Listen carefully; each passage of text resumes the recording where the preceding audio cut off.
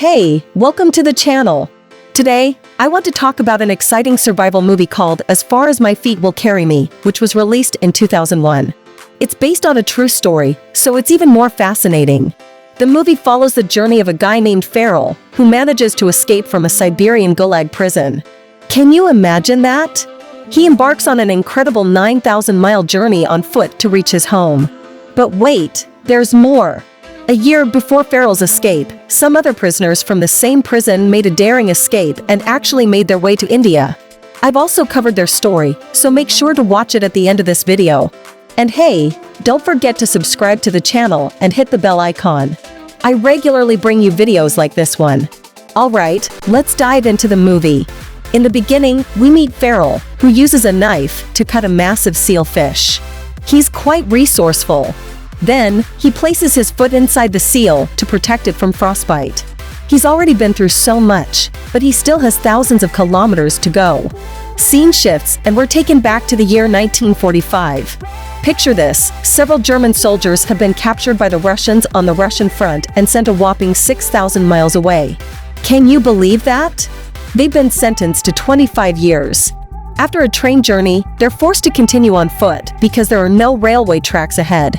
Imagine walking in the freezing snow. Some of these prisoners haven't eaten for days, and sadly, some of them start succumbing to hunger and cold. It's a tough situation, but they have no choice but to keep going. After walking for about a year and a half, covering thousands of miles, all the prisoners finally reach the Gulag prison, which is a labor camp. But guess what? This place is nothing like a typical prison.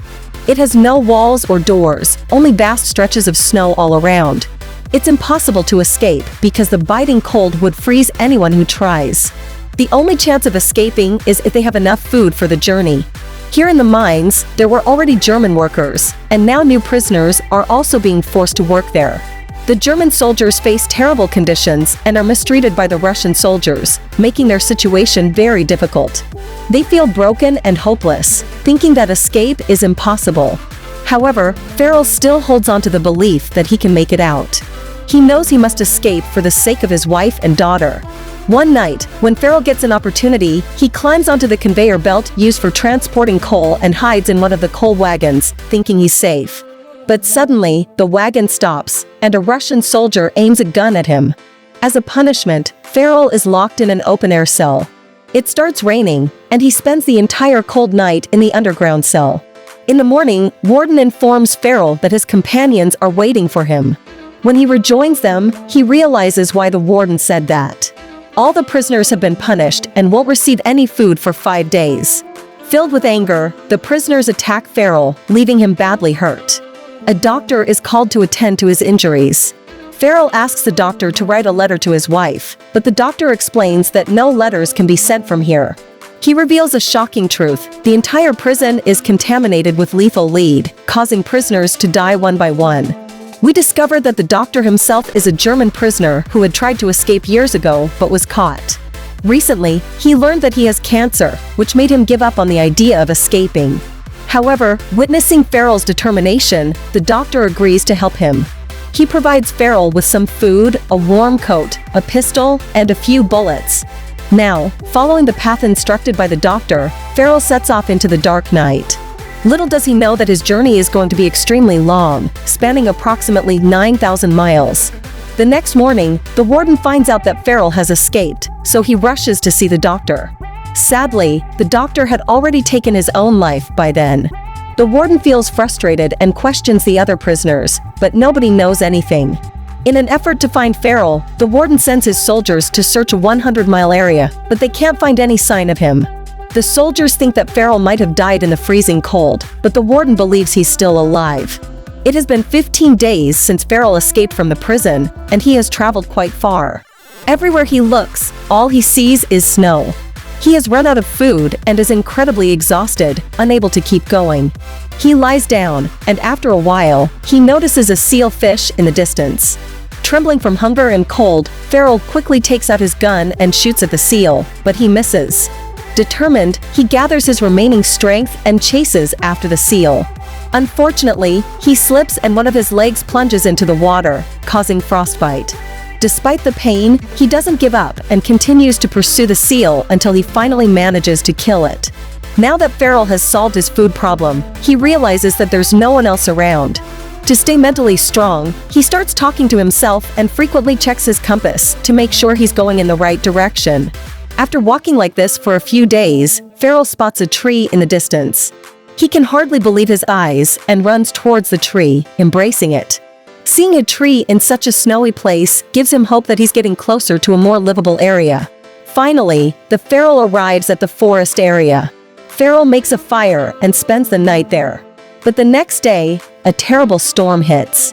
Farrell tries to protect himself, but then a tree falls on him and he passes out.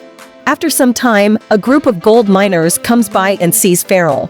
They rescue him and take him with them. We learn that 2 years have gone by since Farrell escaped from jail.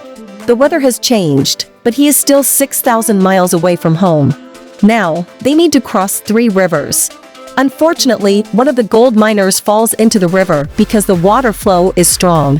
Farrell jumps in to save him.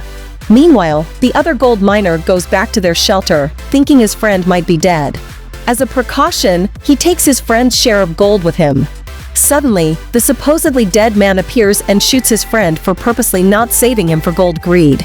Now, these two are moving ahead, but the man doesn't trust anyone anymore.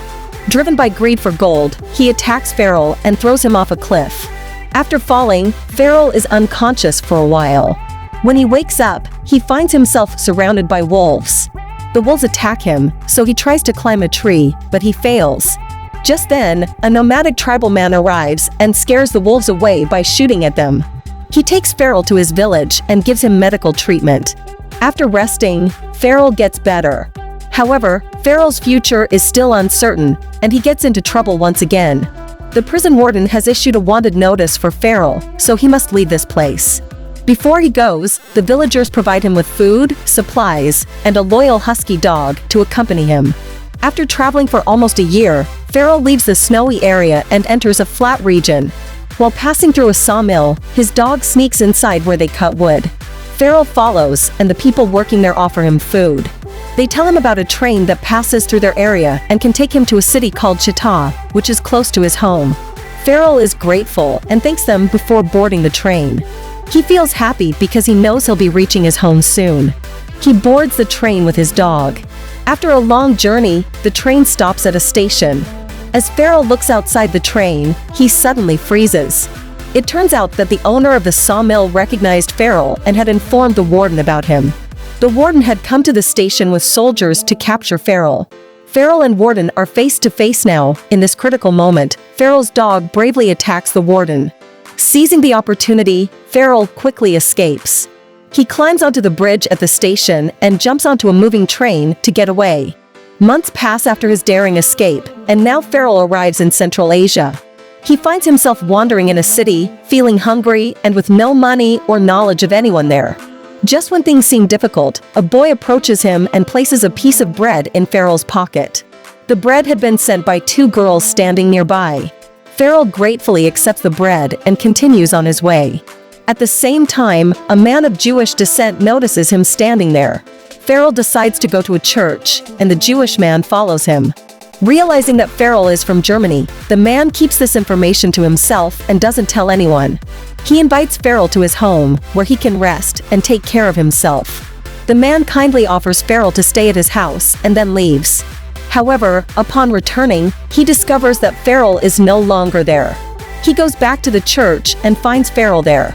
Feeling distrustful, Farrell explains that he can't trust anyone.